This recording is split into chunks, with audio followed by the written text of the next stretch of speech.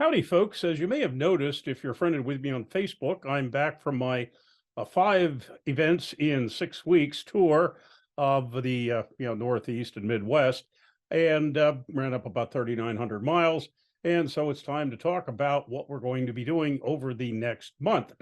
Actually, I don't know anything this coming weekend, the weekend of the 27th of May, Memorial Day weekend. I don't know of any arm wrestling events, but of course, there'll be lots of holiday activities, and I hope you take time to give some thought to the folks who have given their all for our country. The week after that, however, June the 3rd, we have two items that I know about. One, strictly speaking, is not in the Northeast, but is the Michigan states, which I mentioned because, of course, is a fairly big one of the perhaps the largest tournament in the country for a number of entries, has been going on for a number of years and is taking place in the very aptly named Battle Creek, Michigan. So that will be the 3rd of June. Don't need to say anything else about that. Just as you know, that's the gorillas that people go for that one. What there is also taking place on the 3rd of June is the East versus West finals, which is the result of 8 qualifying rounds throughout the United States and Canada. And as I understand it, even though the qualifier for East versus West, there is a tournament attached to it as well. It's not quite clear from the wording. It looks like there are pro divisions as well as the qualifying pro divisions. There definitely are amateur, semi-pro, and women divisions here. This is taking place in Delaplane, Virginia, Northern Virginia, and I stress the Virginia part because since Travis Bajan is involved with it, a lot of people seem to think that it's in West Virginia, which is where he is from. But no, this is Delaplane, Virginia, somewhat in the northern part of the state. So that is also on the 3rd of June. During the coming week after that, kind of an interesting situation, a midweek item, specifically on Thursday, the 8th of June, there is an item known as the Rochester Cocktail Revival, which may not sound particularly arm wrestling or so to you. And actually, it, strictly speaking, is not, although it now this year involves arm wrestling as well. But the Rochester Cocktail Festival is listed, supposedly this is the 10th year it's taken place. It's for the benefit of cancer patients and is a what they describe as the New York State's largest week-long cocktail festival, where they have all sorts of competitions between various mixologists. What we are going to be doing this year, however, is they also have an arm wrestling event that is supposedly aimed towards showing new people what's going on. Certainly the price is right. It's $10 per arm. This is run by the Easy Rollers group. They're out of Rochester, New York, and will involve at least one demonstration super match between Gunnar Costin and Nathaniel Fania, who are both in the Easy Rollers group. And if certainly some of the people showing up for that, if they are not familiar with arm wrestling, will probably be somewhat surprised because if they think that most arm wrestlers look like Arnold Schwarzenegger, Gunnar and Nathaniel certainly do not, and I don't mean that in any disparaging way. But Gunnar is basically in a rock band, and basically looks like a rock band participant. And Nathaniel, let's just say, if you were guessing what sport he's in, you'd probably say, "Oh, it looks definitely like cross country or soccer or something." But they're both very good pullers. They're going to have a best of 5, and as I say, that's going to also they're going to have several divisions for pullers, stressing new pullers. So that is the 8th, Thursday, the 8th of June. 2 days later, on the 10th of June, I know of 2 items. One tournament, one big party. The tournament is a Vermont States, which is taking place in North Ferrisburgh, Vermont, which, if you can picture the state of Vermont, is about 1/3 of the way down from Canada to the southern end of Vermont. So it's fairly far up in Vermont, just east of Lake Champlain, south of Burlington. They have a good number of divisions there in the amateur men, amateur women, pro men, pro women, and masters. which I believe Masters in that one was 49 and up was the age there. Kind of an interesting situation in a way, in that the super heavyweight in the pro men starts at 221, and the super heavyweight in the other division, the other male divisions, start at 200. So I guess they're expecting a lot more lightweights there. Whatever. So if you're 222, you're going to be pulling with the the 300 pounders. But looks like an interesting event up there, run by Bill Sink's outfit in Vermont.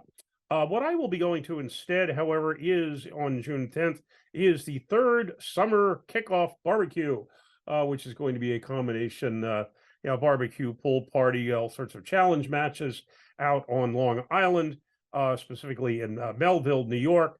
I don't have the exact address yet, but they will have a number of challenge matches. And like I say, it's going to be a big practice. It's sponsored by, actually, 98 is one of the sponsors of that, as well as the two groups out there, the Primetime Pullers and also the Strong Island Grip Crew.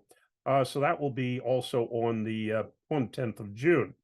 The week following that, 17th, don't have anything on the schedule here that I know of. The 24th, however, the week following is the Keystone, which is this is the 6th annual Keystone, and a fairly, of course, also a fairly large event. And this will, they have, of course, as usual with the Keystone, they have a gazillion different divisions, actually a gazillion, I think of about 36 different divisions in novice, amateur, semi-pro, pro, several women's divisions, women's novice, amateur, pro, which is kind of interesting, and then a number of kids divisions. The masters and grandmasters in that case are 49 and 59. This will be outdoors again at the same location it's been the last 2 years. Of course, the last 2 years, you may recall, 2 years ago, it was basically hot as Hades. And in fact, it was so hot that I went with a sleeveless shirt. And quite frankly, the professor is not built for sleeveless, but it was quite toasty. Then last year, on the other hand, we had about a 25-knot breeze out of the northwest. Probably came all the way from Ontario and was taking down all sorts of tents, canopies, and so forth and so on. So we'll see what sort of interesting challenges the weather presents this year. To be perfectly candid with you, I'm going to say something, I don't like to say unpleasant things, but I kind of feel it's necessary here, in that, quite frankly, I usually show up and pull at least 6 classes because I'm nuts. Usually both arms, amateur, masters, grandmasters. 1 year I went with 8 classes, did semi-pro. I'm probably going to show up to visit and see people, maybe do some side pulling. I am not, however, going to do any competing. And the reason for this, once again, pardon the unpleasantness, but something I think needs to come out, is the person promoting it.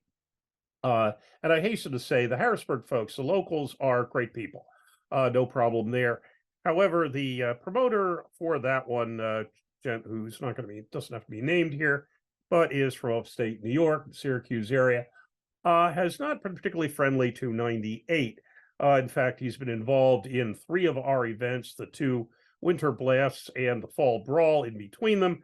And quite frankly, we've gotten hosed on the finances on all 3 of them, which quite frankly, we were probably willing to let it go and just, move on to working with someone else, except here it's 2 months after the Winter Blast, and we're still playing games and getting some equipment back, which he's claiming that, oh no, he gave us our equipment. Well, no, I'm sorry, he did not.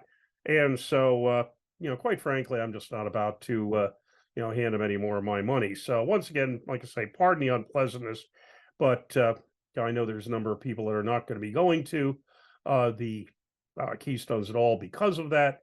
And basically, it's an unfortunate situation all the way around. Most people in the sport are just, grade A, but unfortunately, a few are not. So as I say, that's the 24th. I don't know anything about anything going on the week after that, which would be the 1st, although on the 4th of July, there is the annual 4th of July Independence Day tournament in Watsontown, Pennsylvania, which was started some years ago by Bill Runkle. And that will be at Watsontown Memorial Park, also outdoors. We've been fairly lucky there. as to weather recently. That will be an afternoon event starting at 3 o'clock for the kids, 3:30 for the adults, basically because they have a massive parade in Watsontown with just about every marching band and high school from 3 counties around showing up. The price is certainly right on that. We've cut the prices on this. I'll be helping run this one. Pro will be $20 per arm, amateur 15 per arm, women and kids $10 per arm, and so that you can basically afford to show up. Very kid friendly. If you, we will have a kids division as well, and if you want to show up the family, there's this is, I say, in the community park, food all over the place, live music for the whole day. And they have fireworks, fairly extensive fireworks at dusk. So that will be the 4th of July. So I think that's about all we'll talk about this week.